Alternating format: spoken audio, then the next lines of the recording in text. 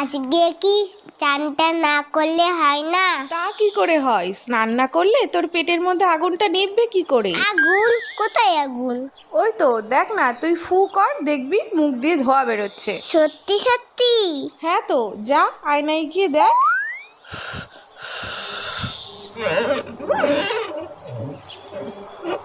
ওরে বাবা রে, পেটে আগুন ধরে গেল তো।